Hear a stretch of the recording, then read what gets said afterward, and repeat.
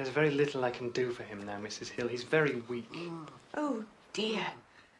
Is there no hope? I'm afraid not. It's more a matter of hours rather than days now. Does Mr. Anthony have any relatives? There's a brother, Henry, but they haven't spoken in 20 years. No one else? Well, yes. There's Mr. George, his nephew in London. I expect he'd want to know.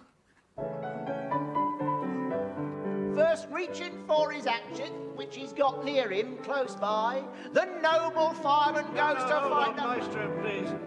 Have you ever been a fireman? No, but I've sat next to one. And what's this jolly laughing cobbler's song all about? It's all about this cobbler, who's always... Sorry to drag you away, George, but there's a call for you. Can't you take a message? Let's hear some of it. It's your uncle, old son. Yes, sir. I'm afraid he's in a bad way.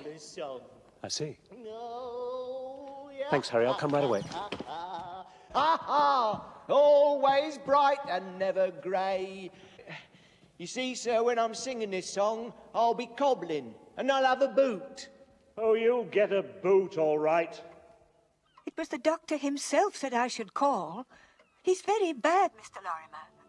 And I'm very grateful, Mrs. Hill. This is very distressing. But I can't travel to Brighton before Sunday at the earliest. He's at his last breath, Mr. Lorimer. Sunday might be too late. Oh, Lord, I'm sorry. There really is nothing I can do. Well, what about Mr. Henry Gascoigne, sir? Do you think I should try to reach him? Uncle Henry? Good God, no. He'd welcome the news. No, when the time comes, I'll break it to him myself. As you say, Mr. Lorimer. Till Sunday, then. Goodbye. Goodbye, Mrs. Hill. Oh, dear.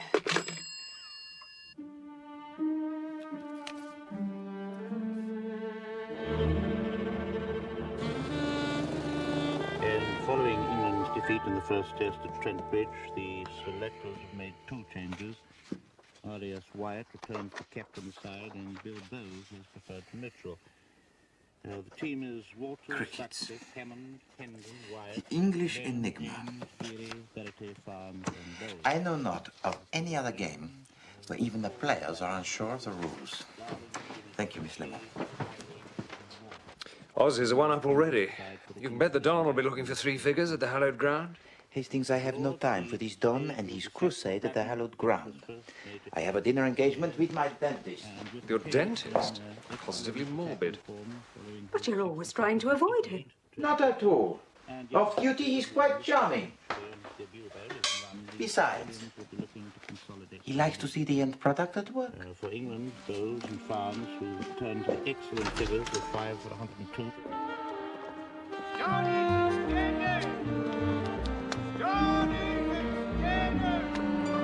You won't get any of your fancy French kickshaws here, I'm afraid, Poirot. Just good, well-cooked English fare. And I could ask for nothing more, Bonington, my friend. Yes, well, I place myself in your hands unreservedly. Yes? Absolument. Ha! Yes. Well, where's Molly?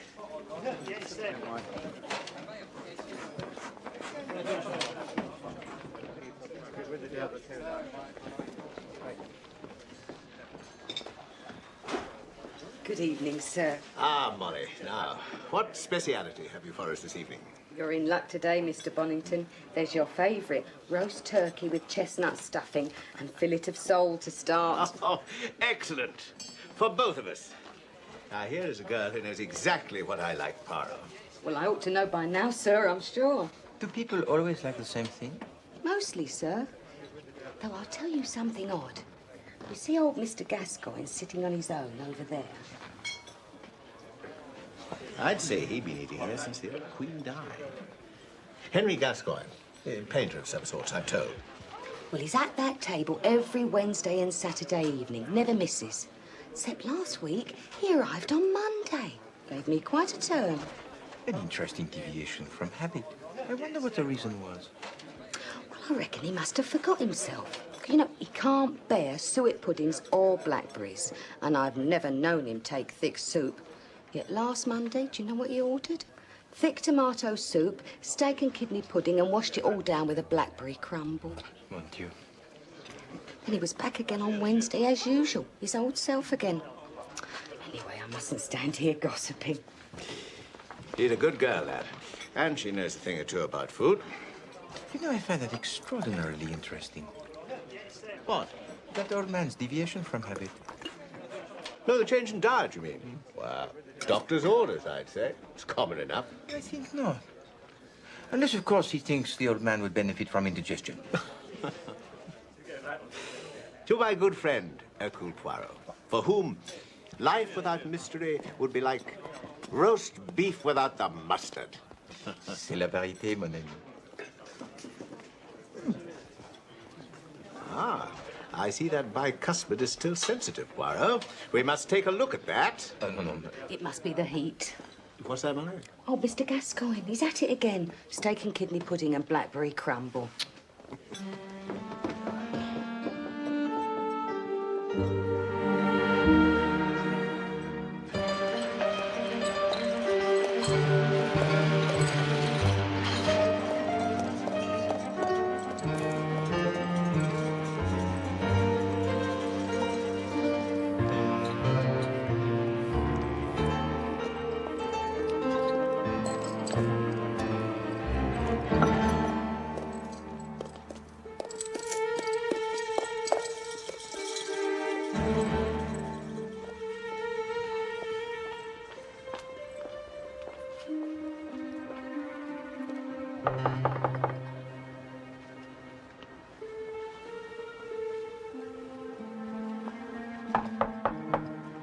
Hello?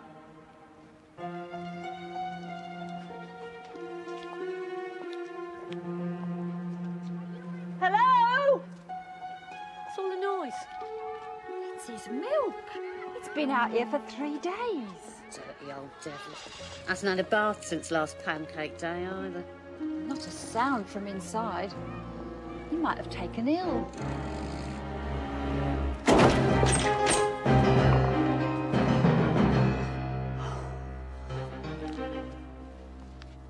Cold as ice. Poor love. Must have taken a fall.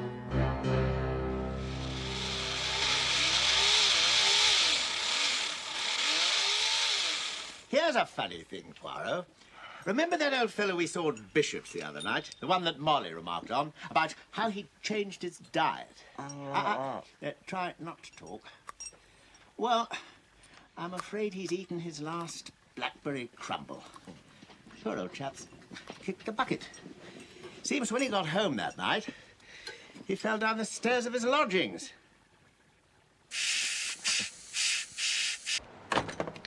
Yes, he's lived here as long as anybody can remember. Kept himself to himself. You never spoke?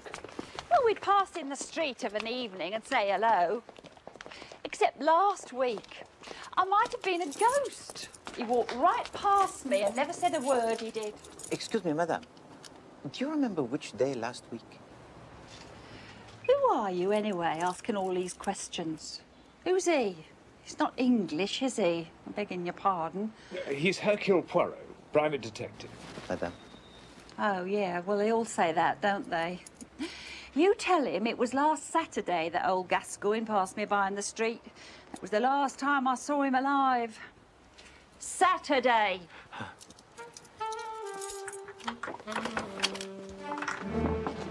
He was lying just here in his dressing gown and slippers. Shabby old thing it was. Wouldn't surprise me if he didn't trip over the cord or something. Tripped over the cord. Yes, thank you, madame. And then you called the police? Yes. They just wrapped his body up in a blanket and carried it out. Didn't pay much attention to anything else. Poor old devil. Did Monsieur Gascoigne receive many visitors, madame? Only his model. He was an artist, you see. She's up there now. Thank you, Madame Molly.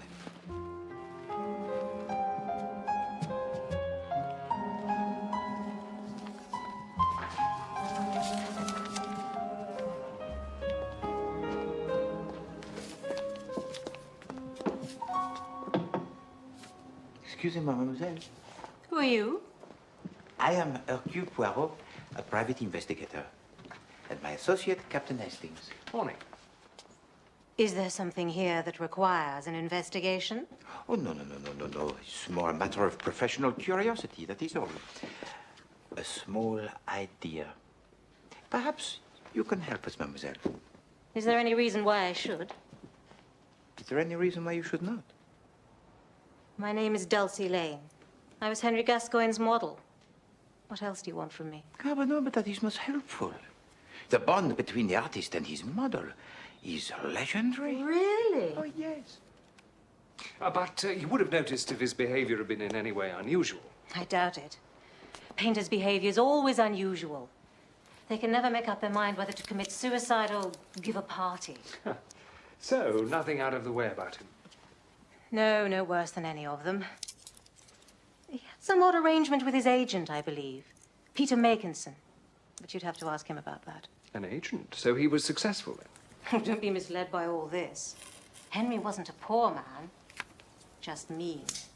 Did he have a family? There was a nephew that he mentioned from time to time, a music hall man. There was a brother, too, somewhere or other. Anthony. Yes, Anthony. But there'd been a falling out between them. He certainly never spoke of the man like a brother.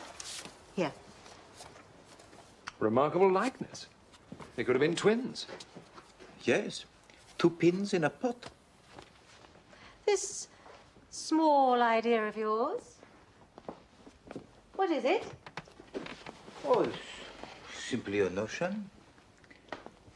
I saw Monsieur Gascoigne on the evening of his death. I was told that his behavior had recently been, how do you say, uncharacteristic. But more than that, the mantle of life should fit like a well-tailored suit of clothes. No? But he did not hang so well on that old man in the restaurant. You see, mademoiselle, I cannot accept that the fall of Monsieur Gascoigne was accidental.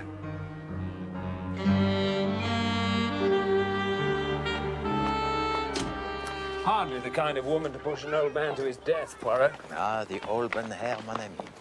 Always the auburn hair. No, I just find it pretty hard to believe, that's all. Well, she did not seem to be unduly upset by Monsieur Gascoigne's untimely demise. Oh, why should she? What about that brother, Anthony? Yes, we need to find the brother, but also the artist's agent, Peter Makinson. Thank you, driver.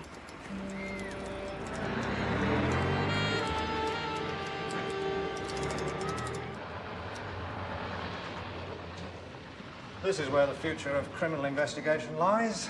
Our new forensic division, the most advanced in the world. Won't be long before the likes of you and me will be gone forever. Cast onto the scrap heap of life like so much scrap. And you think there is nothing to save us? Not even all those little grey cells of yours, Gascoigne 8. We'll all be extinct, Poirot. Dinosaurs. Henry Gascoigne, 68 years of age, artist by profession. What's your interest in this, Poirot? Oh, he was an acquaintance of a friend of mine, and I merely wish to put his mind at rest. Died from a broken neck caused by a fall down the stairs. Apparently he was a recluse, a bit of an eccentric. None of the neighbours can remember seeing any visitors that evening or the following morning. That evening? The estimated time of death was at or around 9:30 p.m. on Saturday, June the 16th. It's remarkable. Your forensic division is very precise, huh? Well, no. There was a letter in the old boy's dressing gown pocket. It was posted that morning in West 1 and arrived by the 9:30 delivery that evening. He must have gone down to collect it and fallen on his way back upstairs. I see. May I see this letter? The pathologist still got it with all Gascoigne's clothes. Perhaps you remember who might have sent it? No, I don't. It was harmless enough. Of course. Who was the pathologist, did you say? I didn't. You take it from me, Poirot. This case is closed. Yes, well, let us hope, Chief Inspector, that the forensic sciences of which you are so proud will not replace every aspect of the detective's work. Let us hope that camaraderie, will still play a significant role. No? His name's Cutter. I'd better telephone him to make sure he knows what to expect. You see, Chief Inspector, we are still very far from being the species extinct. Au revoir, mon ami.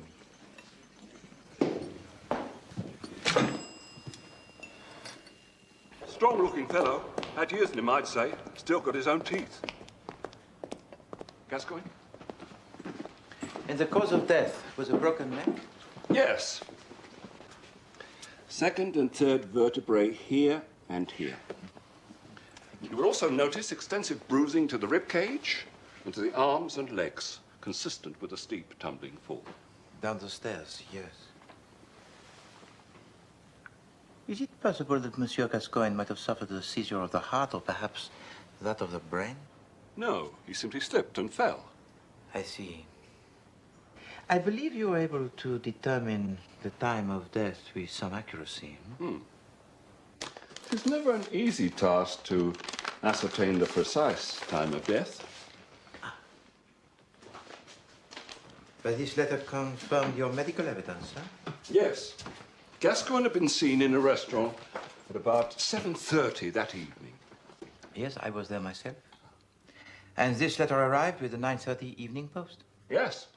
An examination of the contents of Gascoigne's stomach revealed that he had eaten a light supper 2 to 3 hours before his death. So it all fits together nicely, no?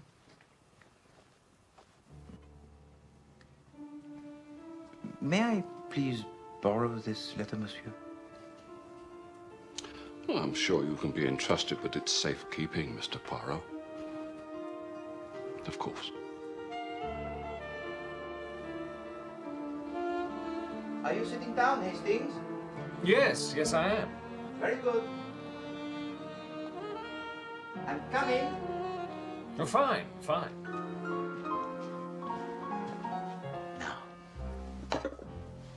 Hastings, this is a recipe of my mother. Rabbit, cooked in the style of Liège. Well, I bet it's better than rabbit cooked in the style of Hastings. Yes, that is quite funny, Hastings. However, when you are grown up, you will find that food is not really the subject suitable for the humor. There. Smells delicious. Bon. The aroma is the most important ingredient in any dish. No, Hastings. Use your spoon. That is the Liège way. To use the knife is an insult to the cook. It implies the meaty stuff. You're not eating? Oh, unfortunately, no. My left bicuspid is still causing me that considerable discomfort.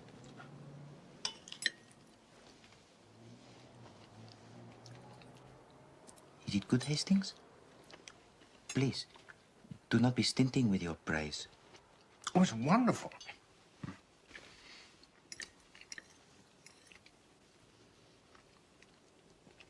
Tastes more, rabbity than any rabbit I've ever tasted. That is the juniper berries. Shall I give you some more sauce? No. Not yet. What was in that envelope they found in old Gascoigne's pocket? Huh.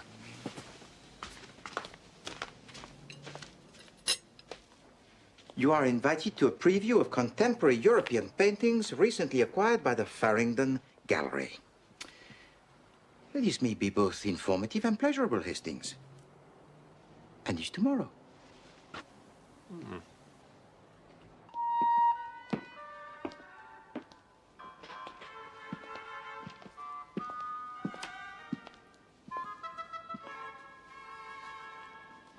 Man throwing a stone at a bird. Really? Which is which? Jean Miro, Hastings, an exponent of the surrealist vision. A work inspired by the dream, no? Yes, a man with a most individual imagination. Is there some way I can help you, gentlemen? My name is Makinson. Peter Makinson? The agent of Henry Gascoigne? Yes. What a tragic loss. I understand that your contractual agreement with Henry Gascoigne was an unusual one, monsieur. Unusual? Have you ever heard of an artist who wouldn't sell his paintings? Wouldn't sell? You mean not at all? Well, that must have made your work impossible. Oh, I could sell the smaller pieces, sketches and watercolors. But the oils were never to fall into the hands of the Philistines. His name for all collectors and dealers. So, no one actually owns a Gascoigne painting? We make gifts of some, gestures of friendship. I have a small collection, and Dulcie Lane, his model, has several works. But he was a man of few friends. And now, of course, after his death, his paintings can be sold. I imagine that would be so. And you, monsieur, you are free to sell your own collection, yes? Look, what is all this about? You're not a collector, are you? No, monsieur. I am Hercule Poirot, a private detective, and I am investigating the circumstances surrounding the death of Henry Gascoigne. I see. I see. Perhaps we'd better talk about this in my office.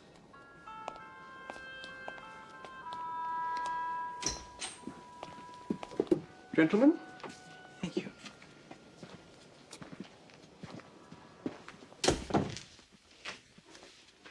Ah, that is a picture by Monsieur Gascoigne, is it not? But not his usual model. No, that was painted years before he met Dulcie Lane. She is Charlotte Gascoigne, a rare beauty. His wife? No, Charlotte was married to Anthony Gascoigne, his brother. There was, I understand, some ill feeling between them. Yes. Henry arrived here one day with this painting and asked me to take it into safekeeping. For what reason? I don't think Brother Anthony was keen on the idea of his wife's naked body being displayed in public.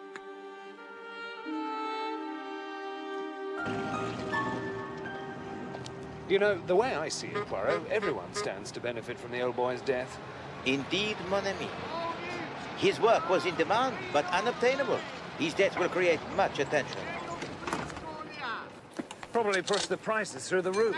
Yes. Whoever is fortunate enough to own an original Gascoigne can expect to feather the nest, including Makinson and Mademoiselle Dulcie Lane. Unbelievable. No, mon ami. Even the closest acquaintances could be tempted. Well, they could have played for lunch. Lunch? England won the toss, went into bat. Sutcliffe and Hammond were back in the pavilion before lunch. 78 for 2 at the end of the opening session. Chipperfield trapped them both. Lunch? Of course, Hastings. Lunch. Don't you see? See what of it?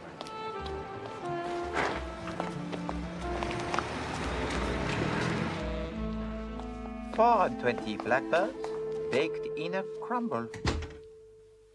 I think you mean pie, don't you?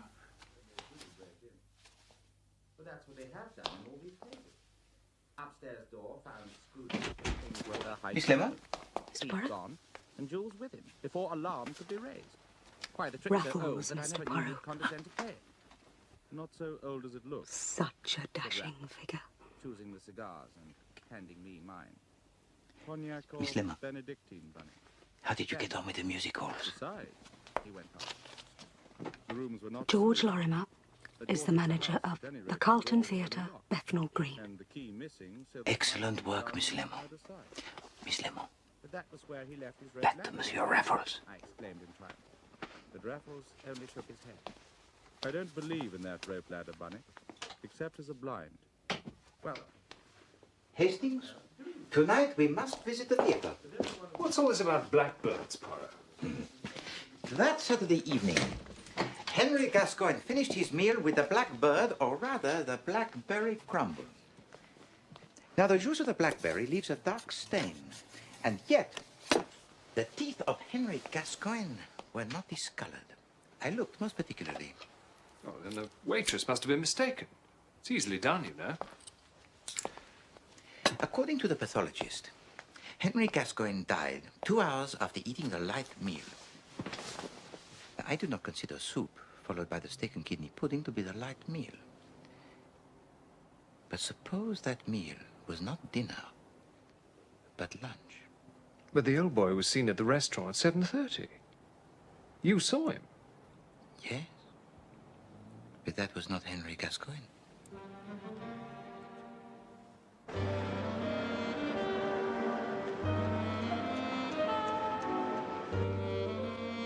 That Saturday night, mon ami, I dined not with Henry Gascoigne, but with his murderer. Henry Gascoigne was already lying dead at the foot of the stairs. And the killer, disguised as the old man, was able to leave the scene of the crime without arousing suspicion. Not quite. He walked past the neighbor, Mrs. Mullen, without so much as a good day. But why take the old boy's place at the restaurant? To make it appear that Gascoigne was still alive. So the question is, who could imitate Henry Gascoigne? I vote for the brother. Well, Hastings, it would certainly take a long stretch of the imagination to see Miss Dulcie Lane in the white wig and the whiskers. Steady, Poirot. Thank you, ladies and gentlemen. Miss Lane. Next class, same time tomorrow. Mr. Robinson, good afternoon, please.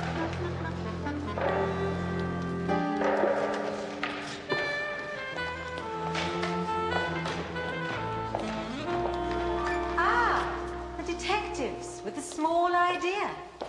Please, mademoiselle, forgive this intrusion. Not at all, gentlemen.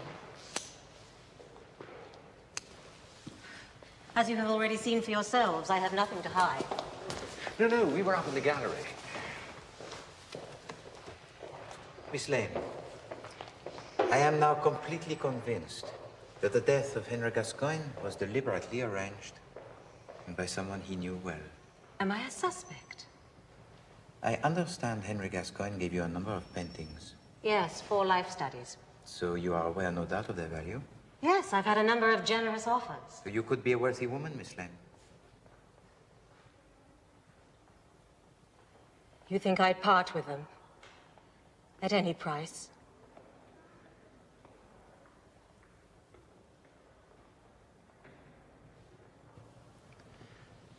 Miss Lane, one final question. Henry Gascoigne's twin brother, Anthony, do you know where he might be found? No, I don't. Perhaps you should ask the nephew.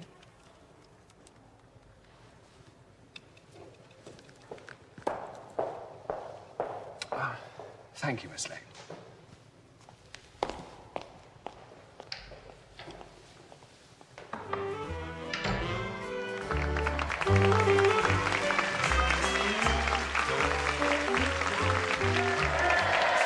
And now, ladies and gentlemen, it gives me great pleasure to introduce Mr. Tommy Pinner.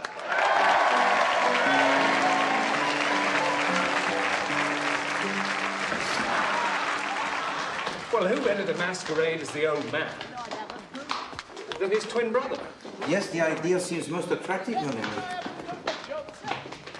I'll give you just one more chance. What else can you do? I sing a song. It's called Dinah, come and hold my hand. Dinah, come and hold your hand. Yes, sir. It sounds pathetic. And when it's over, Dinah comes out and holds me hand. Does she? Yes, sir. And that's the end. It certainly is. It's awful. Atrocious. Atrocious, sir? Yes. Oh. And the fireman, sir? Oh, that. Worse still. Oh, but, sir... Well, what now? Do you want a sword swallower?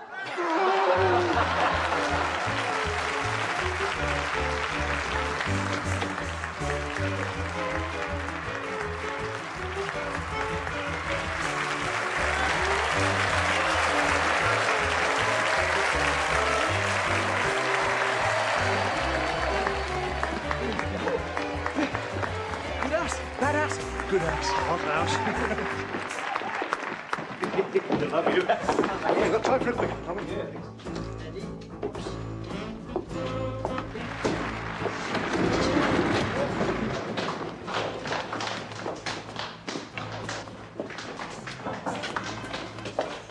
Come in. Monsieur Georges Lorimer? No, actually, I'm Harry Clark, George's assistant. He's not here tonight. Ah, can you tell me where I might find him this evening, monsieur? Well, I'm afraid not. He's out of town. In Brighton, attending to his uncle's funeral arrangements. In Brighton? Yes, is there something wrong? No. C'est difficile, monsieur. You see, we were led to believe that Henry Gascoigne would not be buried until next week, and then here in London. Henry, you've got the wrong chappie. George was talking about his uncle Anthony. Died last week. Anthony? Yes, funeral's tomorrow.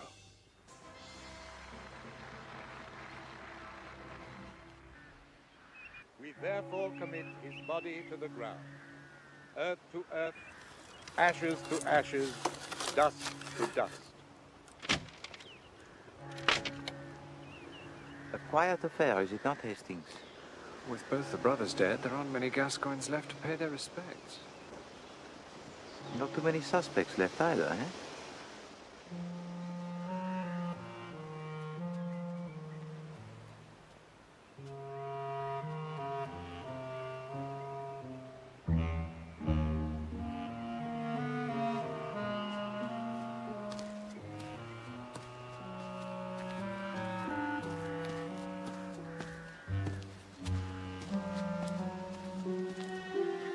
I'm Lorimer. George Lorimer, Anthony's nephew. Captain Hastings. Hercule Poirot, monsieur. Poirot? The name is familiar. Should I know you? Perhaps Henry Gascoigne might have mentioned me in passing. Ah, you knew Uncle Henry? I was an acquaintance, but many years ago.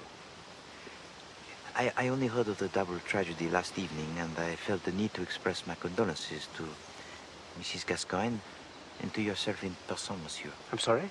Mrs. Gascoigne? Yes, the wife of Anthony. Oh, you mean Mrs. Hill, the housekeeper? She looked after him for years. Then Madame Gascoigne? Dead, yes. 10 years now. Marked the beginning of the end for old Anthony. He became a virtual recluse.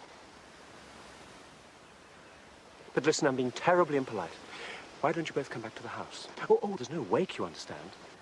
But I'm sure Mrs. Hill will provide us with some refreshment. An offer that is most generous, monsieur. We accept.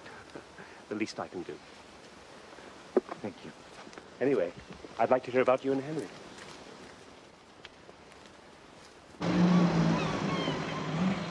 Henry's passion for painting once lit a small fires of my own imagination. But, alas, my talent as a painter was not as great as my ambition. May I be of some assistance, Mrs. Hill? I can manage very well, thank you, sir.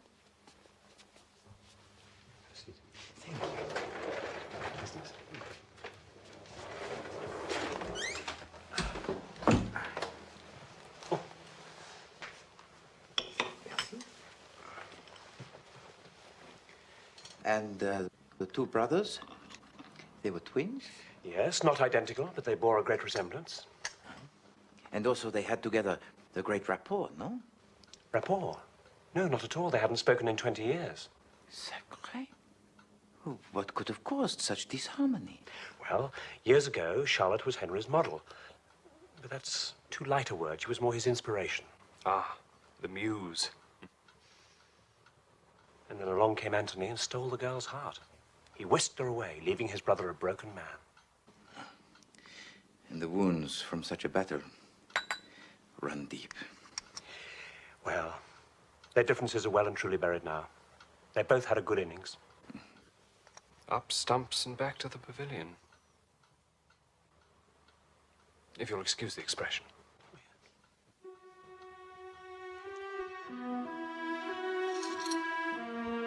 Ending orders. Nice test results. A most distressing time for you, madame. Nursemaid and companion I was. Cook and cleaner all those years. Then he goes, just like that. Not a thank you for all my trouble. Not a penny by way of remembrance. Not even a small legacy in the will for your services? There was no will. Hey, bear up, baby, sir.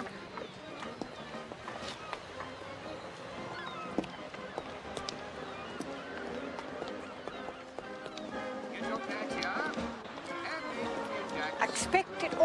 goes to him, the next of kin. His right, I suppose, though he doesn't deserve any of it. Wouldn't come to see his uncle when he was at his last breath.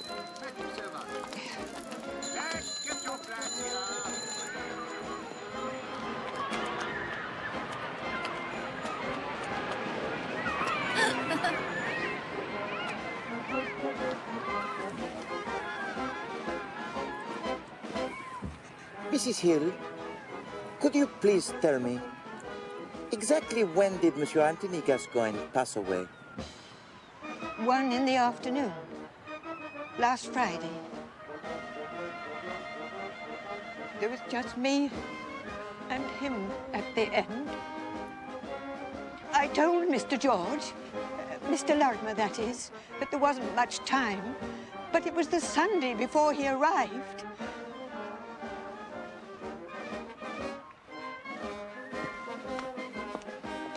By tea on the second day, the Aussies are 63 without loss, chasing England's first innings total of 440. Leyland made 109 and Ames 120. You know, that's the first time a keeper's made a century in a test. Wonder if the weather will hold there. Hastings, the crickets. It occupies too many of your little grey cells. Mrs. Hill, thank you so much for giving us of your time. Would you like us now to walk you back to the house? No, thank you, sir. I just want to sit and listen to the band for a bit.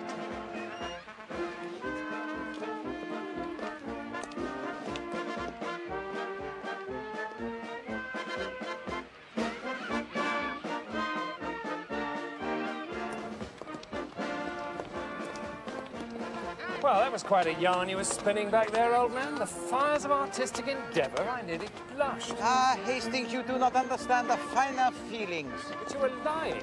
No, Hastings, I did not want to cause Monsieur Lorimer further grief with the revelation that one of his uncles had been murdered.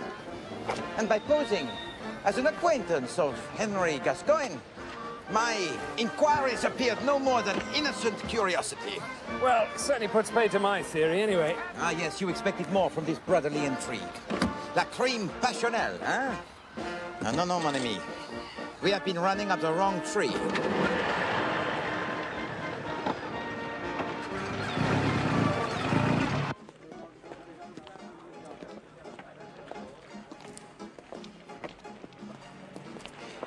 Twice every week, Henry Gascoigne walked from his house here to the bishop's chop house. So he was a man of routine. There would be no variation. Now that Saturday evening, after the impostor had pushed Henry Gascoigne to his death, he would have followed this route as a matter of course. Hastings, where of an evening can a man be seen to enter a place as one character and emerge as another completely different character? Well, if he was a boarding house or a hotel. Without arousing the slightest suspicion? After the masquerade at the restaurant, he'd need to abandon his disguise. He would want to change back into his own clothes in a hurry and secure his alibi. Discretion would be the problem. I think I have seen the answer, mon ami.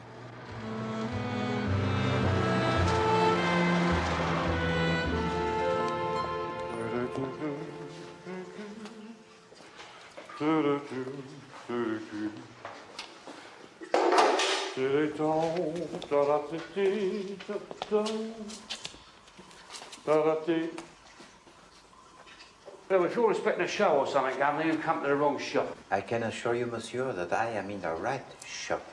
Oh, don't you come the old ass here with me, Squire. I'm sorry, the old... Oh, I've met your salt before. No, I do not think so.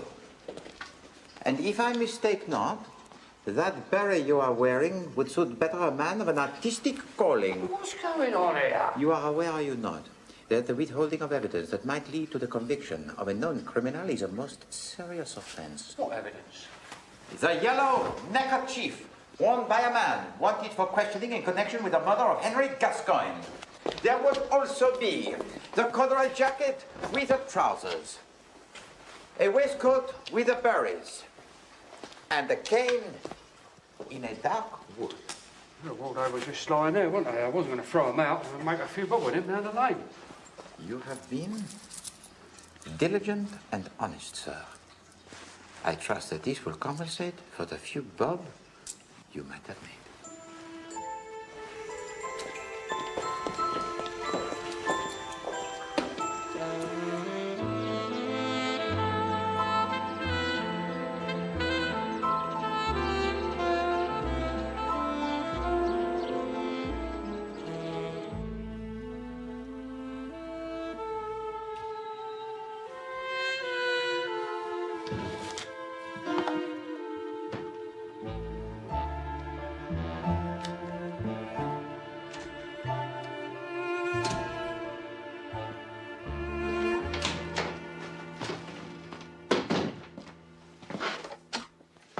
Well, Dulcie Lane was sitting for a life class from 1 until 5 on Saturday afternoon, so we can eliminate her.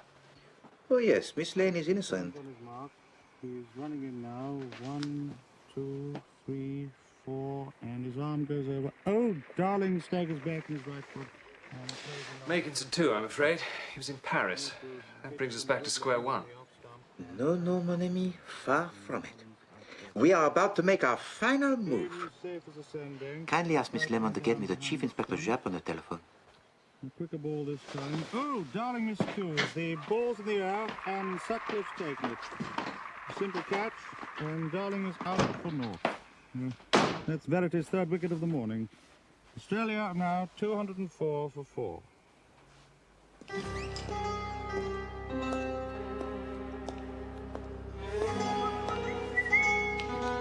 Afternoon, Ferry. Oh, hello, sir.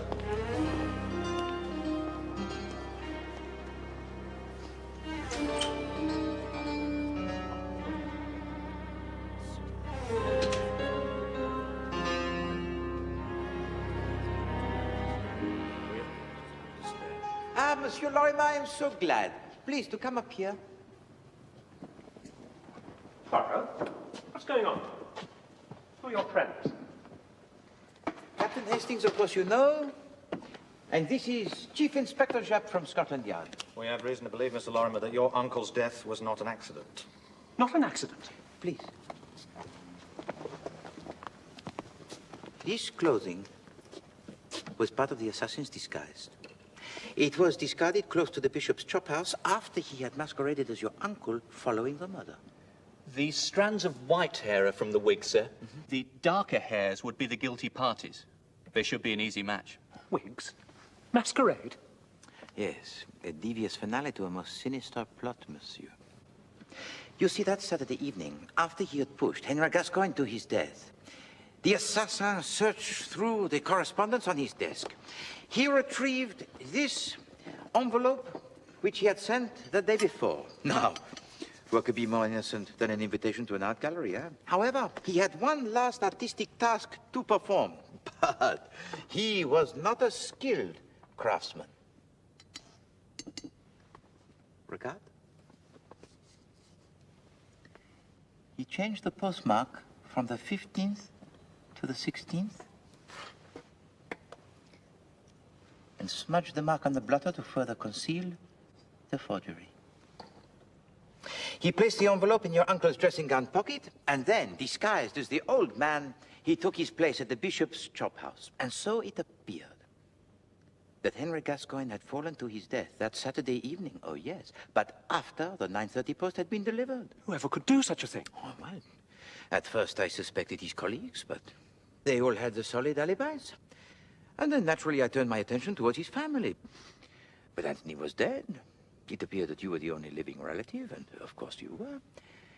And where were you when your uncle was murdered, monsieur?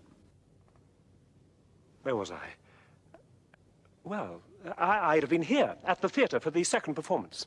Of course. Oh, yes, but that would have been a Saturday evening, Mr. Lorimer. Neither the staff nor the artists here can remember seeing you on that Saturday afternoon. At which time I would say you are attending to some business, yes? Yes. The murder of your uncle. You think I killed Henry? This is madness. I had no quarrel with him. After Anthony's death, Henry was the only living relative to stand between you and the Gascoigne estate. This is a lie. A damned lie! We have acquired a sample of typeface from the typewriter in your office, monsieur. I am certain that it will be the perfect match with the address on the envelope. The signature of the murderer.